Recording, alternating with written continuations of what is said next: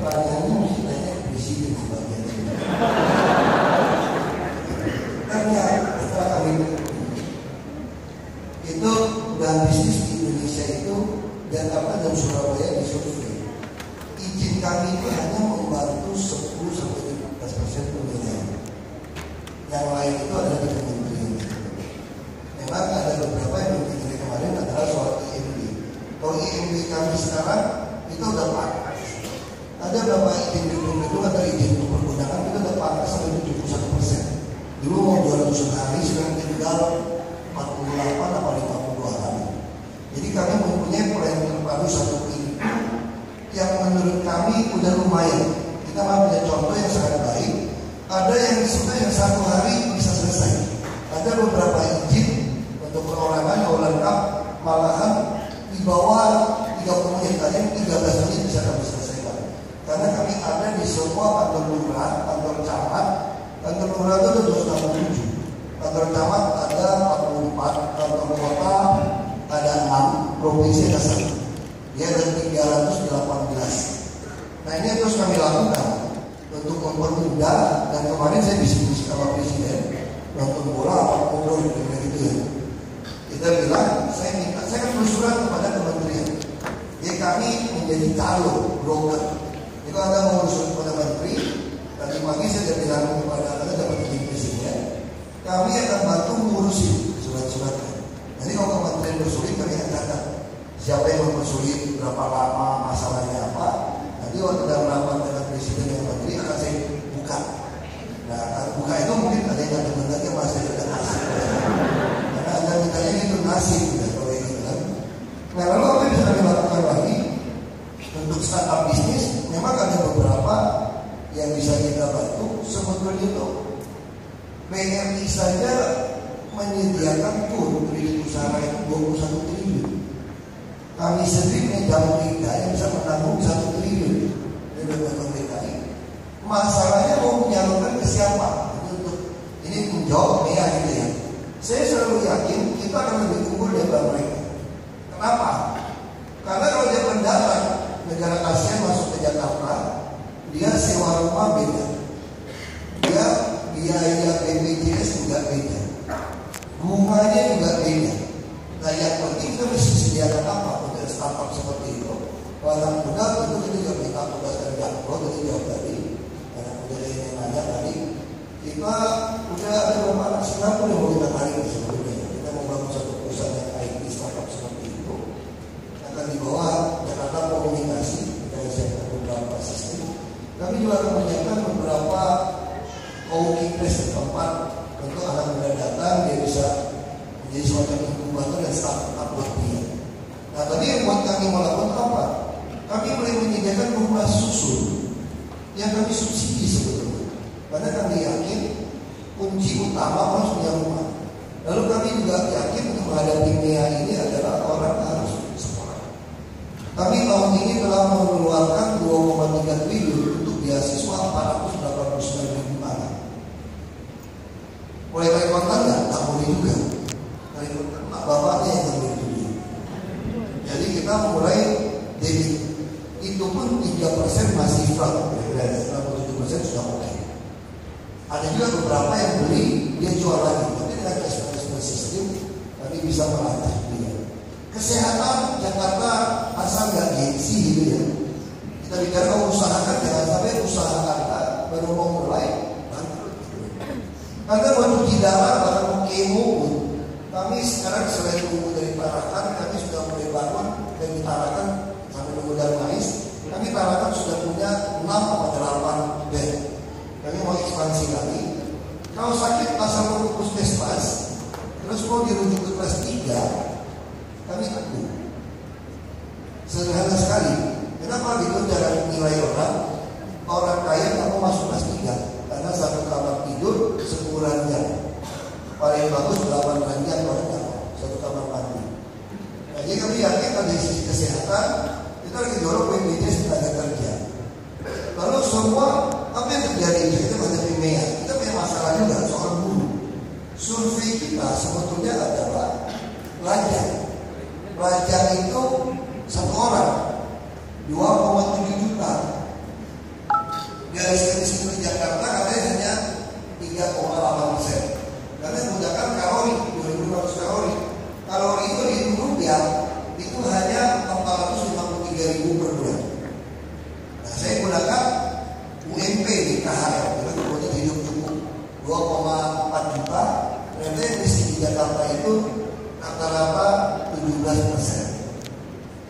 Nah, untuk atas itu bagaimana? Kami mulai membuat program subsidi dengan PSO. Naik bus Transjakarta itu tidak bayar untuk orang-orang yang tinggal di dusun. Kita lagi siapkan kalau dia buka kita imbang. Ada bukti peron gajinya di bawah UMP, dia juga tidak bayar. Lalu semua anaknya kami berikan kartu Jakarta Pintar. Dan kami juga mulai membantu banyak toko-toko untuk usaha.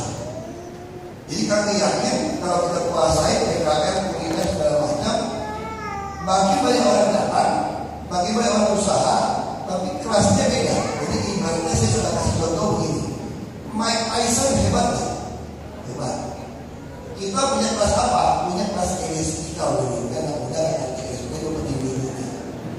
Kita punya kelas LSPK. Bisa nggak kalau LSPK dilawan Mike Tyson? Nggak bisa. Pasti lewat. Karena kelasnya beda. Tapi kalau cuma Mike Tyson yang datang ke Jakarta sendiri, LSPK-nya ada 100, dia nggak mungkin si Mike Tyson. Nah, kira-kira menghadapi masyarakat ekonomi Asia ini kira-kira seperti itu. Kita harus menyiapkan mereka dan cara seperti ini. Tadi ada pertanyaan gimana pas menengah? Jadi kalau Bang Ustaz tadi sudah jelaskan, kita dengan Pak Abdul Hadi. Karena mau teknologi saya juga gaptek. Saya juga gaptek. Tapi Jakarta Smart City itu sebagian maunya saya. Jadi saya ketemu orang pintar, saya bilang begitu. Aduh, saya pengen tahu nih yang bawa alat berat itu jual apa enggak yang minyaknya. Terus alat beratnya hidup bersih atau enggak. Lalu saya bilang sama orang anak muda yang pintar, kalau kita di Smart City ditaruh posisi alat berat, kerja berapa jam, sisa minyak berapa, real time, kita pasang tracking. Nah itu saya minta. Jadi kita monitor alat berat kami itu tidak terlihat. Solar, dia bisa air, itu semua langsung diaplikasikan. Termasuk Bapak Ibu kalau Pemkab Jakarta kita masuk ke QLD, masuk pada Smart City ada lapor macam-macam. Nah ini Smart City versi yang kami bikin. Lalu pertanyaannya kemarin tadi ada pertanyaan gimana masyarakat kelas menengah gitu ya, kita di bawah. Kami juga berusaha kelas menengah tidak tersingkir dari itu. Kami memberikan pembebasan PBB untuk nilai properti di bawah 1 miliar rupiah. Jadi tahun depan dia nggak perlu bayar sama sekali. Kita subsidi supaya dia punya modal. Jadi intinya kalau menghadapi perdagangan bebas, Anda harus bermudah izin. Anda jangan ngabisin modal kuliah buat anak sekolah atau sakit, dan Anda jangan merampoknya dengan pajak untuk yang startup seperti ini. Ada itu yang kami lakukan. Termasuk naik bus. Kalau bus kami tambah banyak, sebetulnya itu naik bus saya tidak usah bayar aja sebetulnya. Tapi bayar supaya apa? Supaya orang lepas motor. Karena kenapa orang naik motor, sumbangan material terbesar itu motor. Jumlahnya banyak. Orang jadi pelan, kita tes di Merdeka Barat, di wilayah. Dan kalau busnya belum siap, saya nggak bagi sampai lalu perasa. Ini aja udah digugat, digugat ke pengadilan. Ya salah, bukan Pak. Ini orang suka tunggu saya salah ngomong kan, salah ngomong apa? Udah terbiasa. Saya yakin kalau busnya tidak bayar, yang gajinya UMP, dia pasti akan melepaskan motornya, parkir motornya, lalu naik bus. Kalau gimana caranya supaya bus kita bisa masuk semua, tidak macet? Bus kita tuh suara ngetem, udah jelek ngetem lagi. Ya kenapa ngetem? Karena dia sekolahnya berdasarkan harian. Dia mesti tunggu penumpang kan? Nah caranya gimana? Sekarang kita ketemu satu formula RKBP, semua bus itu masuk ke Transjakarta. Kita mulai uji coba nih kira-kira bulannya apa bulan depan. Dia ada tidak ada penumpang, kami bayar rupiah per kilometer saja. Jadi bisa di bus yang bagus, muter ya terus. Nah kita lagi uji coba, kami subsidi dengan public service obligation bisa sampai 3-4 triliun. Tapi nggak apa-apa karena kerugian macet lebih besar sama bisa 30-50 triliun. Ini kira-kira yang akan dilakukan. Lalu bagaimana perumahan kelas menengah? Inilah yang salah satu yang kami ingin jual istilah ini. Kalau tanah dari pemerintah tidak dihitung, dia bangun apartemen,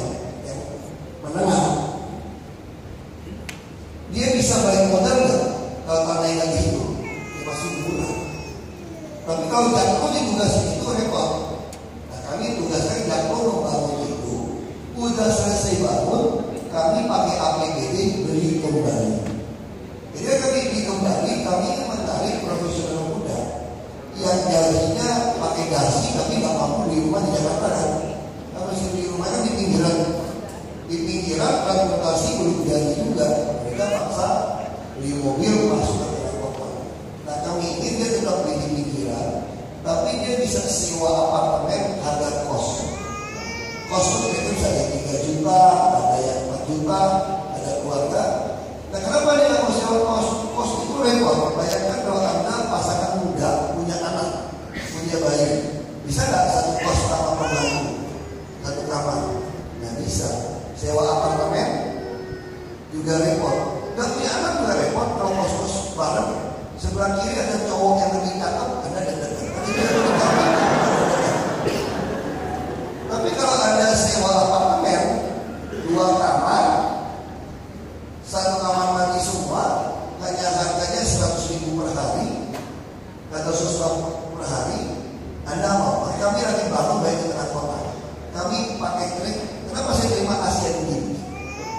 Asian Games itu bagi yang menang, tiba-tiba di luar negeri Vietnam atau batal. Vietnam batal karena tahu. Terus tanya Indonesia mau nggak? Dapat ribu, udah terima aja. Kenapa kita terima? Saya ingin ada beban. Sehingga kita sepaksa menyelesaikan 2 koridor MRT di 2018, menyelesaikan setengah MRT, menyelesaikan seluruh sistem bus rapid transit yang pakai rute belajar tadi, dan kami juga akan menyediakan apartemen untuk tampung kira-kira 15.000 atlet. Nah, sepakai buat mereka, saya ingin tempat ini akan memberi kembali untuk kelas menengah tinggal di tengah kota. Jadi kita ingin mengundang kembali orang Jakarta, klien Jakarta, terpaksa keluar Jakarta, tapi kerja di Jakarta. Ya silakan di rumah di pinggiran, tapi hari kerja dia ada di Jakarta, akhir pekan dia baru keluar dari Jakarta. Ya kira-kira solusinya seperti itu.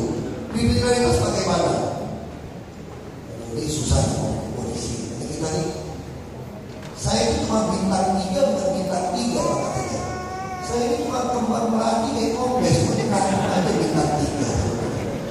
Jadi dalam struktur politik kita, Gubernur DKI itu legend sebetulnya. Makanya seluruh gubernur yang jenderal dulu pasti bintang 3. Kalau dia bintang 2 pun naik bintang 3. Makanya Pangdam atau Kapolda bintang 2.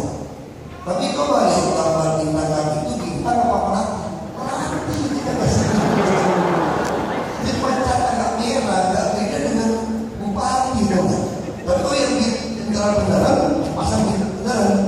Kalau saya kan nggak berani pasang bintang beneran ya kan? Ya kita ini cuma kompes, kompes yang dicap emas. Jadi bisa nggak polisi? Ya bisa. Ya pertemanan aja lah untuk Kapolda nasib saya baik aja lah, Kapolda baik, Pangdam baik, kayak diajak nembak pergi nembak kira-kira gitu kan. Dan polisi juga uangnya terbatas untuk operasional 5 tertib. Kami itu ada tertib dari lintas, PKL, buang sampah, hunian sampai demo. Nah siapa yang amankan ini semua? Polisi Kabupaten Malang. Maka kami tahun depan akan menyediakan kita 150 miliar supaya beliau-beliau itu mau bekerja dengan baik membantu kami. Nah ini kira-kira suatu kami juga akan memasang sampai akhir tahun bisa mungkin 6.000 CCTV yang resolusi bisa membaca wajah. Kita lagi terus pasang kerjasama provider. Nanti semua polisi kami sudah ada 3 mitra, Satpol PP, polisi dan TNI menjaga ini. Dan kami tiap tanggal 17 upacara. Saya pun dikasih benefit dari Pak Muldoko waktu itu supaya bisa jadi inspektur upacara mengatur tiap tanggal 17. Kami selalu bersamaan supaya untuk mengamankan ibu kota. Ibu kota Jakarta aman masih belum. Tapi relatif sekarang sudah mulai turun, tingkat kriminalitasnya sudah mulai turun. Lampu-lampu memang masih ada kacau. Harus kita akui. Kita PHL banyak oknum masih fiktif, data-data fiktif. mewujudkan ini semua adalah membereskan birokrasi. Kenapa saya berarti yakin? Saya kasih tunjuk. Tim anggaran pemerintah daerah itu ada Sekda, Kepala Bapeda dan BPKAD. Ini ada putih. Ini Kepala Bapeda DKI.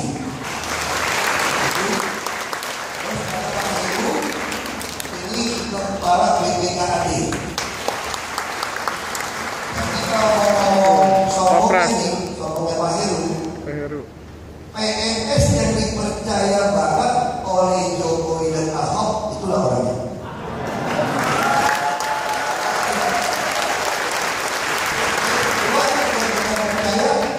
Sampai-sampai baru jadi wali kota sebulan. Keuangan kata Walo, ada bulan mau cari siapa? Pak Heru lagi kemarin baru Pak Heru. Baru diangkat jadi wali kota. Nah ini yang Bu Tuti, kenapa? Bu Tuti orang yang pintar banget di Bapeda. Tapi tiap kali kalau diusulkan, terus saya masih bagus, selalu dibilangnya agak bodoh. Terus saya pikir urusan TV mana yang bodoh? Artinya ngajar dosen UI. Saya ngajar pintar beliau yang merasa saya kayak gitu. Saya masuk TV gagal. Saya tanya, saya sedikit ternyata bodohnya itu nggak bisa bikin anggaran siluman.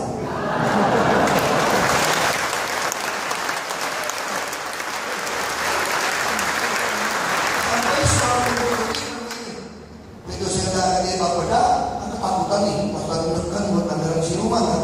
Saya langsung kasih beras BBM, pesanin siapapun yang macam-macam pakai komputer, awas kita pakai password.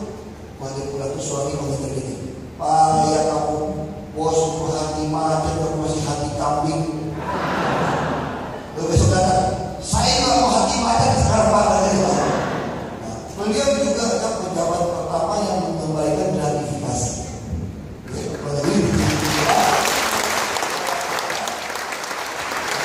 Saya untuk kata teman-teman di situ ada Pak Catur yang bersih ini saya kenalkan. Ini juga bilang kurang cerdas juga orangnya. Jadi banyak yang kurang cerdas. Tapi kurang cerdas inilah sebetulnya kalau kita suruh beresin apapun beres. Ngawasi badan pengawas BUMD dan penanaman modal. Nah, jadi beliau tugasnya juga beliau ngawasi. Saya sudah katakan saya nggak butuh orang terlalu pintar. Yang penting dia punya hati. Bisa contoh dulu kalau bangun rumah harus rumput teknis di sini. Kacau banget rumah. Hanya saya ketemu ibu-ibu waktu banjir dia sudin sosial. Urusin makanan, sampai tengah malam, terus saya ini kayaknya nggak kurang. Saya datang juga ada dia. Karena ibu kayaknya cocok jadi kepala di perumahan. Jadi saya nggak ngerti bangunan, nggak ngerti arsitek. Saya bilang nenek saya juga nggak ngerti bangunan. Tuh kalau ada duit bisa bangun rumah. Ya, yang penting kamu jujur ada duit pakai konsultan, kalau dokter beres. Oh gitu Pak ya, tuh pakai BUMD. Nah sekarang perumahan kami jadi lebih baik. Setelah Ibu Ika dia yang menangani rumah, kita ada terus bangun. Kami sampai 2017 kami akan tambah mungkin di atas sedikit dari 50.000 unit sudah pasti. 50.000 unit rumah susun. Jadi kami subsidi 80%. Nah terus mereka bilang kamu mau tinggal sampai kapan? 7 turunan. Masa 7 turunan? Saya bilang kamu bodoh banget sih. Masa 2 hari turunan ke-7 kamu masih tinggal di dusun? Ini apa temen dong ya? Subsidi macam-macam. Baru dia sadar. Nah jadi kita mulai tidak mudah kan? Kami juga telah membuat rumah sakit tipe D di 18 kecamatan. Setiap kecamatan ada rumah sakit tipe D. Kira-kira 30 aja. Untuk apa? Orang yang nggak mampu kalau sakit, teman keluarga itu nggak ada ongkos buat bolak-balik sama makan. Jadi kalau dia dalam satu kecamatan, dia hemat. Nah ini pengalaman saya waktu jadi bupati seperti itu. Nah kita lagi bangun, kami juga mulai sadar mendorong dokter untuk mewasisi 1.250 orang Jakarta. Ada satu dokter, satu perawat, satu bidan.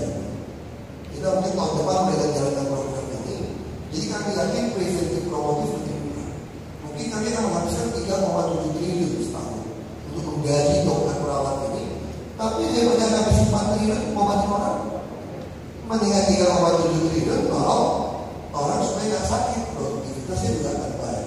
Nah makanya baik soal pilihan tadi, saya yakin orang yang datang ke Jakarta mau berwisata, dia susah mau masuk ke kelas bawah, dia susah mengambil pasar kelas menengah.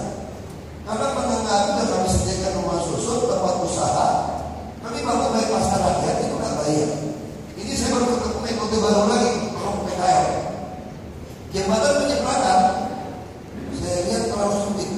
Kenapa Pondok Indah pun boleh bikin gede, saya nggak boleh bikin gede. Nanti PKL mau saya taruh di jembatan penyeberangan yang lebar. Kenapa? Ini ilmu PKL. Nah saya nggak tahu pastinya nggak iklan di TV ya. Saya sudah nonton Metro, salah satu akibat. Pengen bakso, solusi itu tuh, bakso itu. Kalau bakso, jangan keranjang. Nah ini hakikat PKL. PKL pengen dekat ke orang yang ramai. Nah saya lagi berpikir Transjakarta kadang dibuat tinggi supaya speknya khusus, nggak bisa beli di Singapura. Ada made in Tiongkok yang menang terus kalau dari batasi bikin tinggi. Nah saya berpikir kenapa waktu nyebrang jembatan, waktu turun, kenapa nggak di atas halte Transjakarta itu dibuat toko, dibuat tempat untuk PKL pedagang kecil menengah jualan.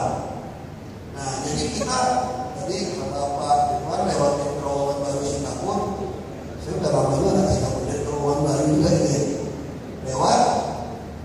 Terus saya bilang Jakarta itu kaya. Kenapa kaya? Belum ada aturannya di terowongan di bawah itu belum ada aturannya. Kalau belum ada aturan makin enak terjadi. Monas 72 hektar kira-kira. Kalau kita ambil 50 hektar, kita gali 5 meter ke bawah, 5 meter ke bawah, kira-kira kita punya lahan 250 hektar. Makanya kaya-kaya lah Jakpro kira-kira kalau dia ambil untuk jadi properti. Jadi Jakarta, tapi oversupply yang kita lakukan sekarang. Tapi kalau sistem transportasi terjadi, nggak tahu dalam pertanyaan, otoritas tadi, lalu koridor jadi timur barat, utara selatan, dan 15 koridor bisnis itu juga jadi, maka Jakarta sistem transportasi akan beres. Nah ini yang mau kita lakukan, bahwa udara kita masih punya tempat di Jakarta. Kira-kira itu. Terima kasih.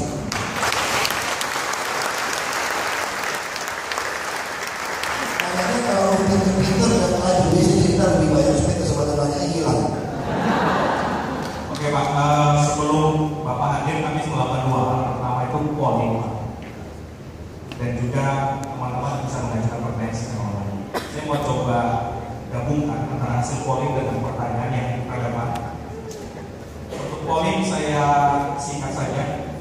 Dari peserta polling 61% itu adalah orang Jakarta Pak. Dari 61% itu 67% ingin kembali ke Jakarta. Good news buat Bapak. Dan 51% itu ingin kontribusi di Jakarta, khususnya di bidang bisnis dan kewirausahaan. Pertanyaannya Pak, yang pertama, sebenarnya apa sih yang bisa kita bantu? Dan Bapak maunya apa sih?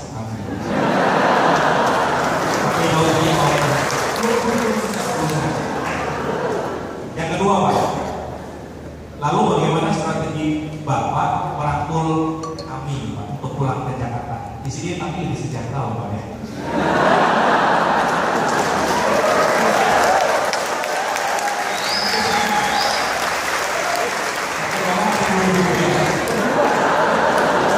Yang ketiga, ini yang real Pak ya.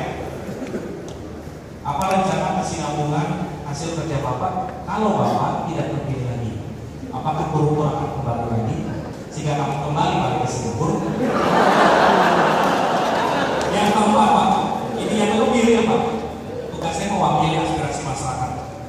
Survei yang kami lakukan membuktikan 35% dari orang yang ingin kembali ke Jakarta itu mengharapkan gaji per bulan minimal 61 juta rupiah.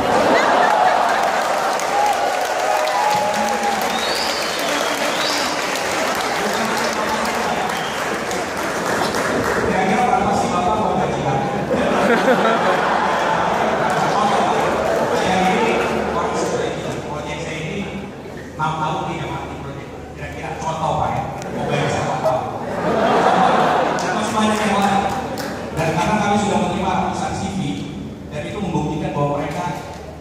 siap untuk bantu. Silakan. Saya sangat senang Bapak jadi tanya itu.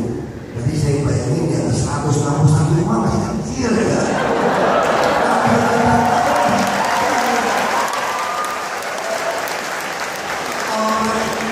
Kelurahan kamar kita aja sebenarnya udah dapat 1 juta kok.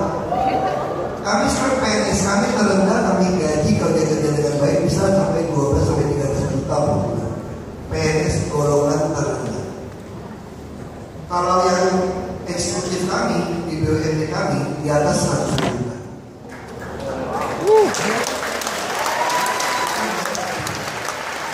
Yang paling asli itu gaji gubernur nggak bisa saya bikin sendiri masalahnya. Saya bisa bikin gaji semua bisa saya ubah, gaji saya nggak bisa. Nah kemarin saya bisik-bisik Pak Presiden, tolong dong Pak. Masa kita nggak ada tampil, nggak ada bonus, nggak ada kita jangan, karena bisa membantu banyak hal. Nah apa yang bisa kami bawa bantu pada saya tentu kepada DKI tentunya adalah itu tadi. Ada mau masuk tentu kita harus lihat. Tapi yang lebih penting lagi adalah yang punya uang kalau masuk kami ingin bangun sebuah perusahaan aset manajemen tadi. Kami ingin betul-betul ada bisa masuk kalau masih. Jadi kalau ada mau bantu udah taruh duit sini aja deh. Kalau saya repot nyemplungin sini, Anda bisa ikut awasin, bisa ikut biaya ini. Kalau Anda main saham 35% susah sekarang. Mungkin kita bisa kasih sampai 12% ya, misalnya itu kita bisa tinggal itu. Itu salah satu bisa bantu kami. Terus gimana cara merangkul? Ya terpaksa saya datang malam ini. Kalau saya datangnya besok pagi gitu. Terima kasih. Nah, karena kalau saya mesti ketemu untuk kita ngomong, karena kata orang ini juga hasil survei nggak jelas gitu. Ahok itu kalau belum ketemu kelihatannya kecil.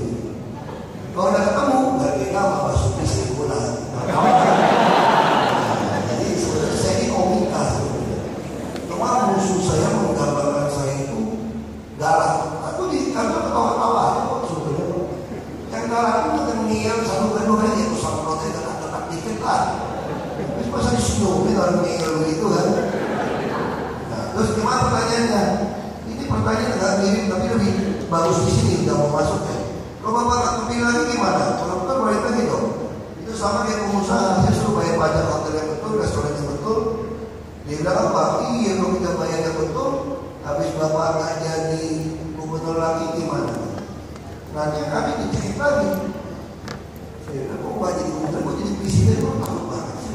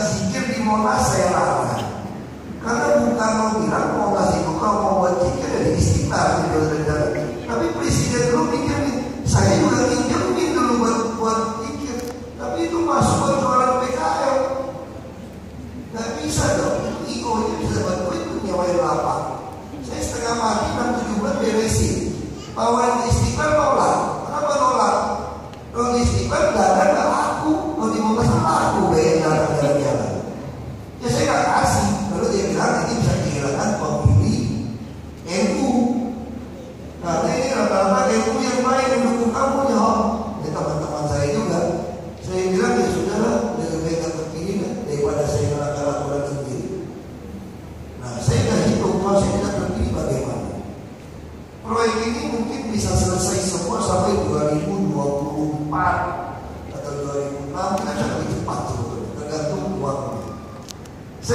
bisa multi-years menggunakan APBD karena masa jabatan saya akan selesai Oktober 2017. Nah pertanyaannya, kalau selesai bagaimana? Disitulah kenapa saya minta para profesional untuk bisa menggandeng Temasek atau IDB membuat sebuah asset management company, lalu kami akan mengholdingkan perusahaan BUMD kami, lalu go public dan menggait strategic partner. Termasuk pelabuhan laut, kita minta Port of Rotterdam masuk, yang Van Oord untuk grup untuk masuk. Kita juga menawarkan Port of Singapore buat masuk, kita tawarkan Surabaya juga buat masuk. Sehingga waktu saya meninggalkan kantor ini pun kalau tidak terpilih lagi di Oktober 2017, gubernur yang baru masuk belum sempat, awal 2018 mereka sudah public dan sudah ada strategic partner. Orang tidak bisa ganggu, itu sudah jadi profesional, sehingga pembiayaannya semua akan jalan. Oh, kalau memang bisa beli lagi gimana? Gubernur nggak mau beli lagi. Kita masih punya presiden Pak Jokowi sampai 2019. Maka proyek-proyek infrastruktur yang kira-kira harus dimiliki oleh pemerintah akan dibeli oleh APBN. Kita ada bicara Pak Jonan, misalnya transportnya, itu akan dibeli kembali. Jadi saya sudah hitung. Jadi Pak Jokowi akan sampai 2019. Nah saya sudah Pak Jokowi. Nah kita kadang-kadang ngobrol banyak gitu ya. Jadi tanggal 2017 itu test case. Satu tes yang menarik. Kira-kira kalau saya lawan semua partai, kira-kira masih menarik.